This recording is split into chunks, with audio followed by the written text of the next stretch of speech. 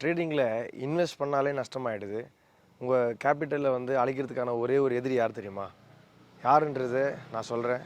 இதுபோல் நிறைய விஷயங்கள் தெரிஞ்சுக்கணுன்னா எங்களை ஃபாலோ பண்ணுங்கள்.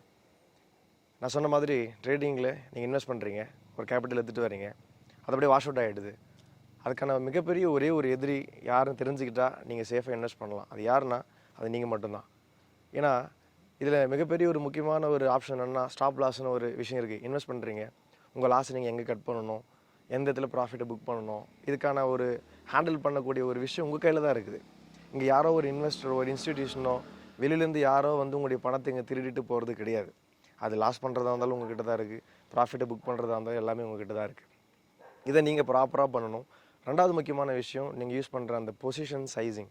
ஒரு கேபிட்டல் எடுத்துகிட்டு வரீங்க, அந்த ஸ்டாப் லாஸை நீங்கள் போடுறீங்க, கரெக்டாக தெரிஞ்சுக்கிட்டீங்க. ரெண்டாவது, அந்த ஸ்டாப் லாஸு அதிகமான ஒரு சைஸ் பொசிஷன் வைக்கிறீங்க. ஒரு 5 லட்ச ரூபா வச்சுருக்கீங்கன்னா ஒரே ஒரு ஸ்டாப் லாஸுக்கு 50,000 வைக்கிறது, 1 லட்சம் வைக்கிறது. அப்போ 20% ஒரு ஸ்டாப் லாஸ் வைக்கிறீங்கன்னா நீங்கள் அடுத்து ஒரு 4 ட்ரேடு பண்ணீங்க, ஒரு 3 ட்ரேடு பண்ணிங்கனாலே உங்கள் பாதி கேபிட்டல் முடிஞ்சிடும். அதுக்கடுத்து மார்க்கெட் எவ்வளோ தான் நல்லா போனாலும் உங்களால் ப்ராஃபிட்டே பண்ண முடியாது. இப்போ உங்களுக்கு தெரியுதுங்களா? இந்த லாஸ் பண்ணுறதுக்கான காரணம் யாரோ கிடையாது. மார்க்கெட்டை லாஸ் பண்ணுறதுக்கான ஒரே ஒரு எதிரி நீங்கள் மட்டும்தான். உங்களை நீங்கள் ஜெயிச்சாலே கண்டிப்பாக இதில் கன்சிஸ்டண்ட்டாக ப்ராஃபிட் பண்ண முடியும்.